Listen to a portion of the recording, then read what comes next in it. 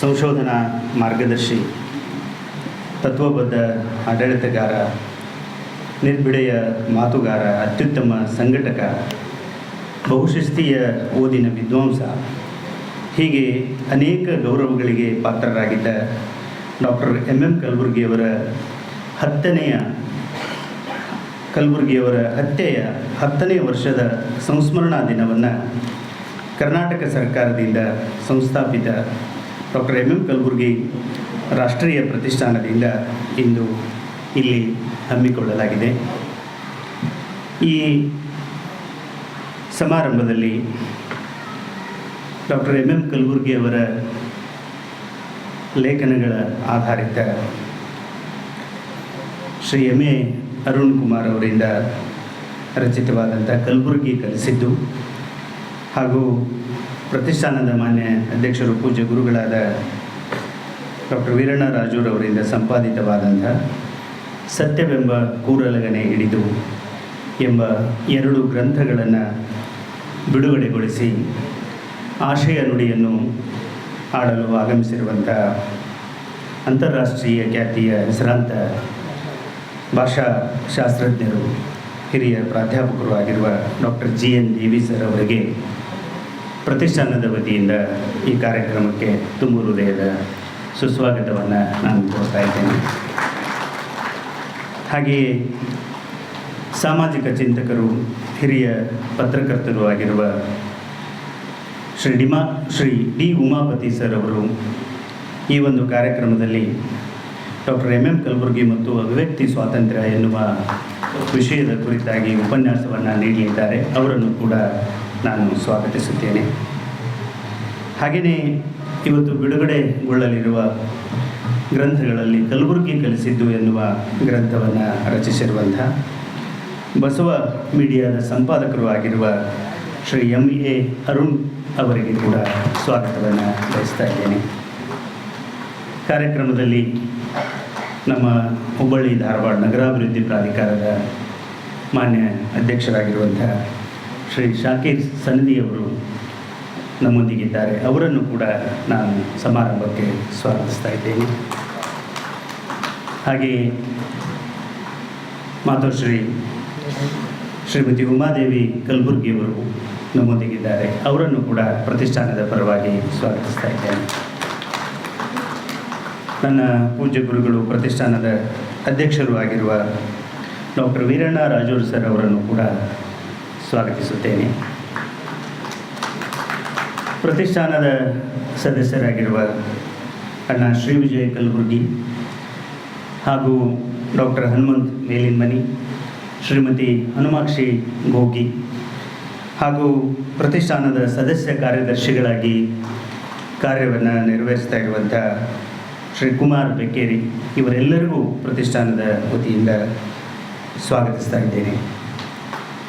ಹಾಗೆಯೇ ಈ ಸಮಾರಂಭದಲ್ಲಿ ಈ ನಾಡಿನ ಹಿರಿಯರು, ಸಜ್ಜನ ಮತ್ತು ಮುತ್ಸದ್ದಿ ರಾಜಕಾರಣಿಗಳು ಆಗಿರುವ ಪ್ರೊಫೆಸರ್ IG ಸನದಿ ಸರ್ ಅವರು ನಮ್ಮೊಂದಿಗಿದ್ದಾರೆ. ಹಿರಿಯರಾದ ಪ್ರೊಫೆಸರ್ GA ಕಲ್ಲೂರು ಸರ್ ಅವರು ನಮ್ಮೊಂದಿಗಿದ್ದಾರೆ. ಕನ್ನಡ ನಾಡಿನ ಖ್ಯಾತ ಕವಿಗಳು, ಶ್ರೇಷ್ಠ ಅನುವಾದಕರು ಆಗಿರುವ ಪ್ರೊಫೆಸರ್ ಸಿದ್ಧಲಿಂಗ ಪಟ್ಟಣಶೆಟ್ಟಿ ಸರ್ ಅವರು ನಮ್ಮೊಂದಿಗಿದ್ದಾರೆ. ತಾಯಿ ಶ್ರೀಮತಿ ಹೇಮಾ ಪಟ್ಟಣಶೆಟ್ಟಿ ಮೇಡಮ್ ಅವರು ನಮ್ಮೊಂದಿಗಿದ್ದಾರೆ. ಹಾಗೆಯೇ ಹಿರಿಯರಾದ ಡಾಕ್ಟರ್ ನಿಗಣ್ಣ ಕುಂಟಿ ಸರ್ ಅವರು ನಮ್ಮೊಂದಿಗಿದ್ದಾರೆ. ನಮ್ಮ KH ನಾಯ್ಕರ್ ಸರ್ ಅವರು ನಮ್ಮೊಂದಿಗಿದ್ದಾರೆ. ನಮ್ಮ ಕರ್ನಾಟಕ ಬಯಲಾಟ ಅಕಾಡೆಮಿಯ ಅಧ್ಯಕ್ಷರಾಗಿರುವಂತಹ ಪ್ರೊಫೆಸರ್ D ದುರ್ಗಾದಾಸ್ ಸರ್ ಅವರು ನಮ್ಮೊಂದಿಗಿದ್ದಾರೆ. ತಾಯಿ ಹಾಗೂ ವಿಶ್ರಾಂತ ಪ್ರಾಧ್ಯಾಪಕಿ ಡಾಕ್ಟರ್ ಮಾಲತಿ ಪಟ್ಟಣಶೆಟ್ಟಿ ಮೇಡಮ್ ಅವರು ನಮ್ಮೊಂದಿಗಿದ್ದಾರೆ. ಶ್ರೀಮತಿ ಸುರೇಖಾ ದೇವಿ ತಾಯಿಯವರು ನಮ್ಮೊಂದಿಗಿದ್ದಾರೆ. ಇನ್ನೂ ಅನೇಕ ಜನ ಹಿರಿಯರು, ನಮ್ಮ ಬೆಳ್ಳಕ್ಕೆ ಸರ್ ಅವರಿದ್ದಾರೆ, ಶಿರೋಳ್ ಅವರಿದ್ದಾರೆ, ನಮ್ಮ ನಟರಾಜ್ ಅಣ್ಣ ಅವರಿದ್ದಾರೆ. ಹೀಗೆ ಇನ್ನೂ ಅನೇಕ ಜನ ಹಿರಿಯರು, ನಮ್ಮ BD ಪಾಟೀಲ್ ಸರ್ ಅವರಿದ್ದಾರೆ. ಈ ಎಲ್ಲ ಹಿರಿಯರನ್ನು ಮತ್ತು ನಮ್ಮ ಸಹೋದರಿ ಸುಜಾತ ಗುರು ಕಮ್ಮಾರ್ ಅವರು ಇದ್ದಾರೆ, ನಮ್ಮ ಪ್ರೊಫೆಸರ್ ಶಾಂತಿನಾಥ್ ದಿಬ್ಬತ್ ಸರ್ ಅವರಿದ್ದಾರೆ. ಈ ಎಲ್ಲ ಹಿರಿಯರನ್ನು ನಮ್ಮ ಟ್ರಸ್ಟಿನ ವತಿಯಿಂದ ಅತ್ಯಂತ ಹೃದಯಪೂರ್ವಕವಾಗಿ ಸ್ವಾಗತಿಸುತ್ತಾ ಪ್ರಾಸ್ತಾವಿಕವಾಗಿ 4 ಮಾತುಗಳೊಂದಿಗೆ ವೇದಿಕೆ ಮೇಲಿರುವಂಥ ಹಿರಿಯರನ್ನು ಪರಿಚಯಿಸುವಂಥ ಒಂದು ಕರ್ತವ್ಯವನ್ನು ಇಲ್ಲಿ ನೆರವೇರಿಸಲಿದ್ದೇನೆ. ಜೊತೆಗೆ ನಮ್ಮೆಲ್ಲ ಮಾಧ್ಯಮದ ಮಿತ್ರರಿದ್ದಾರೆ, ಅವರಿಗೂ ಕೂಡ ಹೃದಯಪೂರ್ವಕವಾದಂಥ ಸ್ವಾಗತ. ಪೂಜ್ಯ ಗುರುಗಳಾಗಿದ್ದ ಡಾಕ್ಟರ್ ಎಂ ಕಲಬುರ್ಗಿಯವರದೇ ಆದಂಥ ಪ್ರಸಿದ್ಧವಾದಂಥ ಒಂದು ಮಾತಿದೆ. ಅದು ನಾನು ಹುಟ್ಟಿದ್ದು ಸಾಯಲಿಕ್ಕಲ್ಲ, ಸೂರ್ಯಚಂದ್ರರ ಕೂಡ ಬದುಕಲಿಕ್ಕೆ. ಈ ಮಾತಿನಂತೆಯೇ ಬದುಕಿದ ಅವರು ತಮ್ಮ ಜೀವಮಾನದಲ್ಲಿ ಒಬ್ಬ ವ್ಯಕ್ತಿ ಇಷ್ಟೆಲ್ಲ ಕಾರ್ಯಗಳನ್ನು ಮಾಡಲು ಸಾಧ್ಯವೇ ಎನ್ನುವಷ್ಟು ಅವಿಶ್ರಾಂತವಾಗಿ ದುಡಿದರು ಮತ್ತು ತಮ್ಮ ಸುತ್ತಲಿದ್ದವರನ್ನು ದುಡಿಸಿದರು. ಅವರು ಹೇಳುತ್ತಿದ್ದರು, ನನಗೆ ಕೆಲಸ ಮಾಡುವುದನ್ನು ಬಿಟ್ಟು ಬೇರೆ ಕೆಲಸವೇ ಇಲ್ಲ ಎಂದು. ಕರ್ನಾಟಕ ಸಾಹಿತ್ಯ ಸಂಶೋಧನೆ ವಿಮರ್ಶಾ ವಲಯಗಳಲ್ಲಿ ಅನೇಕ ಗುಂಪುಗಳುಂಟು. ಈ ಗುಂಪು ಕಟ್ಟುವಿಕೆಯ ಕುರಿತು ಡಾಕ್ಟರ್ ಎಂ ಕಲಬುರ್ಗಿಯವರು ಗುಂಪು ಕಟ್ಟಿದವರು ಮೂಲೆ ಗುಂಪಾಗುತ್ತಾರೆಂದು ಹೇಳುತ್ತಿದ್ದರು. ಈ ಮಾತಿನಂತೆ ಅವರು ಯಾವ ಗುಂಪುಗಳಿಗೂ ಸೇರದೆ ನಿತ್ಯ ನಿರಂತರ ಕುತೂಹಲದಿಂದ ಕರ್ನಾಟಕ ಸಂಸ್ಕೃತಿಯ ಅನೇಕ ಕ್ಷೇತ್ರಗಳಲ್ಲಿ ಅವಿಸ್ಮರಣೀಯವಾದ ಕಾರ್ಯಗಳನ್ನು ಮಾಡಿದ್ದಾರೆ. ಭಾಷೆ, ವ್ಯಾಕರಣ, ಸಾಹಿತ್ಯ, ಛಂದಸ್ಸು, ಕಾವ್ಯಮೀಮಾಂಸೆ ಮಾತ್ರವಲ್ಲದೆ ಕರ್ನಾಟಕ ಇತಿಹಾಸ, ಶಾಸನ, ಪ್ರಾಚೀನ ಕಾವ್ಯ ಸಂಪಾದನೆ ಹಾಗೂ ವಚನ ಸಾಹಿತ್ಯ ಕ್ಷೇತ್ರಗಳಲ್ಲಿ ಅವರು ನಡೆಸಿದ ಸಂಶೋಧನೆಗಳು, ಪ್ರಕಟಿಸಿದ ಗ್ರಂಥಗಳು ಅವರಿಗೆ ಅಪಾರ ಮನ್ನಣೆಯನ್ನು ತಂದವು.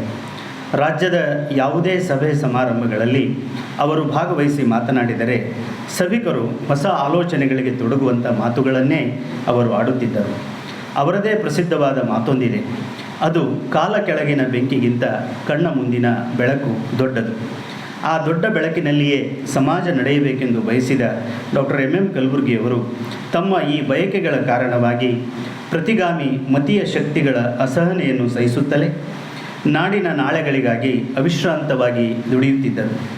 ಎಷ್ಟೋ ಬಾರಿ ಹತ್ಯೆಯ ಸೂಚನೆಗಳು ಇಂಥ ಶಕ್ತಿ ಮತ್ತು ಸಂಘಟನೆಗಳಿಂದ ಅವರಿಗೆ ದೊರೆತರೂ ಅವರು ಗೆಲುವು ದೀವಳಿಗೆ, ಸೋಲು ಶಿವರಾತ್ರಿ, ಮರಣ ಮಹಾನವಮಿ ಎಂದು ಮರಣಕ್ಕೆ ಅಂಜಲೇ ಇಲ್ಲ. ಇಂದಿಗೆ 10 ವರ್ಷಗಳ ಹಿಂದೆ ಸಮಾಜದ ನೀಚ ಶಕ್ತಿಗಳು ಅವರ ಹಣೆಗೆ ಗುಂಡಿಟ್ಟಾಗ ಆ ಕ್ಷಣ ಅವರು ಸತ್ಯಕ್ಕಾಗಿ, ತತ್ವಕ್ಕಾಗಿ, ಸಮಾಜಕ್ಕಾಗಿ ತಮ್ಮ ಪ್ರಾಣವನ್ನು ಅರ್ಪಿಸಿದರು. ಭಾರತೀಯ ನ್ಯಾಯ ವ್ಯವಸ್ಥೆ ಎಷ್ಟು ಚೆನ್ನಾಗಿದೆ ಎಂದರೆ ಅಂದು ಅವರನ್ನು ಬರ್ಬರವಾಗಿ ಹತ್ಯೆಗೈದು ಮುಂದೆ ಬಂಧನಕ್ಕೆ ಒಳಗಾಗಿದ್ದ ಆರೋಪಿಗಳು ಕೆಲವೇ ವರ್ಷಗಳಲ್ಲಿ ಬಿಡುಗಡೆಗೊಂಡು ನಿರ್ಭೀತರಾಗಿ ಈ ಸಮಾಜದಲ್ಲಿ ಓಡಾಡುತ್ತಿದ್ದಾರೆ. ಹೀಗೆ ಅವರನ್ನು ಕೊಲ್ಲಿಸಿದವರಾರು ಎಂಬುದನ್ನು ಈಗಿನ ಈ ಆಧುನಿಕ ತಂತ್ರಜ್ಞಾನದ ಕಾಲದಲ್ಲಿಯೂ ಈ ಸಮಾಜ ತಿಳಿಯದಾಗಿದೆ. ಸಮಾಜವನ್ನು ರಕ್ಷಿಸಬೇಕಾದ ಸರ್ಕಾರ ಸತ್ಯವನ್ನು ಹೇಳದಾಗಿದೆ. ಇದೇ ವೇದಿಕೆಯಲ್ಲಿ ಕೆಲವು ವರ್ಷಗಳ ಹಿಂದೆ ಡಾಕ್ಟರ್ ಎಂ ಕಲಬುರ್ಗಿಯವರ ಆಪ್ತ ಮಿತ್ರ, ಹೆಸರಾಂತ ಇತಿಹಾಸ ಪ್ರಾಧ್ಯಾಪಕ ಡಾಕ್ಟರ್ ಶೆಟ್ಟರ್ ಅವರು, ನೀವು ಏನು ಮಾಡಿದರೂ ಡಾಕ್ಟರ್ ಕಲಬುರ್ಗಿಯವರನ್ನು ಕೊಂದ ಶಕ್ತಿಗಳನ್ನು ಗುರುತಿಸಲಾರಿರಿ ಎಂದ ಮಾತು ನಿಜವಾಗುತ್ತಿದೆ. ಹಂತಕರು ಚೆಹರೆ ಬದಲಿಸಿದ್ದಾರೆ, ನಮ್ಮ ಮಧ್ಯದಲ್ಲಿಯೇ ಇದ್ದಾರೆ. ಇಂದು ಡಾಕ್ಟರ್ ಎಂ ಕಲಬುರ್ಗಿಯವರನ್ನು ಸ್ಮರಿಸುವುದು ಮಾತ್ರ ನಮ್ಮ ಕಾರ್ಯವಾಗಿದೆ ಮತ್ತು ಕಾರ್ಯಕ್ರಮವಾಗಿದೆ. ಇಂದು ಈ ಸಮಾರಂಭದಲ್ಲಿ ಡಾಕ್ಟರ್ ಎಂ ಕಲಬುರ್ಗಿಯವರ ಬರಹಗಳ ಆಧಾರಿತ 2 ಗ್ರಂಥಗಳು ಬಿಡುಗಡೆಯಾಗುತ್ತಿವೆ. ಅವುಗಳನ್ನು ಬಿಡುಗಡೆಗೊಳಿಸಲು ಪದ್ಮಶ್ರೀ ಡಾಕ್ಟರ್ GN ದೇವಿಯವರು ಆಗಮಿಸಿದ್ದಾರೆ. ಭಾರತದಲ್ಲಿ ಹೆಚ್ಚುತ್ತಿರುವ ಅಸಹಿಷ್ಣುತೆ ಮತ್ತು ಬುದ್ಧಿಜೀವಿಗಳ ಹತ್ಯೆಗಳಿಗೆ ಪ್ರತಿಕ್ರಿಯೆಯಾಗಿ ಅವರು 2016ರಲ್ಲಿ ಡಾಕ್ಟರ್ ಎಂ ಕಲಬುರ್ಗಿಯವರ ಹತ್ಯೆಯ ನಂತರ ದಕ್ಷಿಣಾಯಣ ಆಂದೋಲನವನ್ನು ಹುಟ್ಟುಹಾಕಿದರು. ಈ ಆಂದೋಲನ ಮಹಾತ್ಮ ಗಾಂಧೀಜಿ ಮತ್ತು ಡಾಕ್ಟರ್ ಬಾಬಾ ಸಾಹೇಬ್ ಅಂಬೇಡ್ಕರ್ ಅವರ ಚಿಂತನೆಗಳ ಬೆಳಕಿನಲ್ಲಿ ಮುನ್ನಡೆಯುತ್ತಿದೆ. ಡಾಕ್ಟರ್ ಎಂ ಕಲಬುರ್ಗಿಯವರ ಹತ್ಯೆ ಎಂದರೆ ಅದು ಲೇಖಕನ ಹತ್ಯೆ, ಲೇಖಕನ ಹತ್ಯೆ ಎಂದರೆ ಅದು ನನ್ನ ಹತ್ಯೆ ಎಂದು ಭಾವಿಸಿದ ಡಾಕ್ಟರ್ GN ದೇವಿಯವರು ಭಾರತದ ನ್ಯಾಯಾಲಯ ಮತ್ತು ಕರ್ನಾಟಕ ಸರ್ಕಾರದ ಬೆನ್ನು ಬಿದ್ದು ಹತ್ಯೆಯ ತನಿಖೆಗೆ ತೀವ್ರವಾದ ಒತ್ತಡವನ್ನು ನಿರ್ಮಾಣ ಮಾಡುವಲ್ಲಿ ಸಾಕಷ್ಟು ಬೆವರು ಸುರಿಸಿದ್ದಾರೆ. ಕೊಲ್ಲಾಪುರ್, ಸೂರತ್, ಬರೋಡಾ, ಗಾಂಧಿನಗರಗಳಲ್ಲಿ ಪ್ರಾಧ್ಯಾಪಕರಾಗಿ ಸೇವೆ ಸಲ್ಲಿಸಿರುವ ಡಾಕ್ಟರ್ ದೇವಿಯವರು ಇಂಗ್ಲೀಷ್, ಹಿಂದಿ, ಗುಜರಾತಿಯಲ್ಲಿ ಸಾಕಷ್ಟು ಬರಹಗಳನ್ನು ಮಾಡಿದ್ದಾರೆ. ಆಫ್ಟರ್ ಅಮ್ನೇಸಿಯಾ ಅವರ ಪ್ರಸಿದ್ಧ ಕೃತಿಯಾಗಿದೆ. ಡಿನೋಟಿಫೈಡ್ ಅಲೆಮಾರಿ ಬುಡಕಟ್ಟುಗಳು ಮತ್ತು ಅಳಿವಿನಂಚಿನಲ್ಲಿರುವ ಭಾಷೆ ಮತ್ತು ಸಮುದಾಯಗಳ ಉಳಿವಿಗಾಗಿ ಮಾಡಿದ ಸೇವೆಗೆ ಅವರು 2014ರಲ್ಲಿ ಪದ್ಮಶ್ರೀ ಗೌರವಕ್ಕೆ ಪಾತ್ರರಾಗಿದ್ದಾರೆ.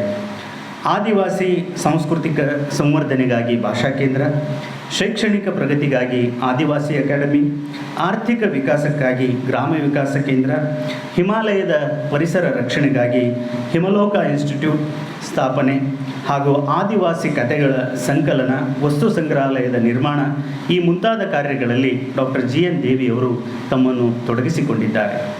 ಇವರೊಂದಿಗೆ ಇವತ್ತು ಡಾಕ್ಟರ್ MM ಕಲಬುರ್ಗಿ ಮತ್ತು ಅಭಿವ್ಯಕ್ತಿ ಸ್ವಾತಂತ್ರ್ಯ ಎನ್ನುವ ವಿಷಯದ ಕುರಿತಾಗಿ ಮಾತನಾಡಲು ಆಗಮಿಸಿರುವಂಥ ಡಿ ಉಮಾಪತಿಯವರು ಹಿರಿಯ ಪತ್ರಕರ್ತರು, ಚಿಂತಕರು ಆಗಿದ್ದಾರೆ. ಶ್ರೀತರು ಧ್ವನಿ ಇಲ್ಲದವರಿಗೆ ದನಿಯಾಗಿರುವ ಹಾಗೂ ಅಂಚಿನ ಜನರ ಏಳಿಗೆಗಾಗಿಯೇ ತಮ್ಮ ಲೇಖನಿಯನ್ನು ಮೀಸಲಾಗಿಟ್ಟವರು. ಮೈಸೂರು ಮಹಾರಾಜ ಕಾಲೇಜಿನಲ್ಲಿ ಆಂಗ್ಲ ಸಾಹಿತ್ಯ ಮತ್ತು ಪತ್ರಿಕೋದ್ಯಮದಲ್ಲಿ ಪದವಿ ಮತ್ತು ಸ್ನಾತಕೋತ್ತರ ಪದವಿಯನ್ನು ರ್ಯಾಂಕ್ನೊಂದಿಗೆ ಪಡೆದಿದ್ದಾರೆ.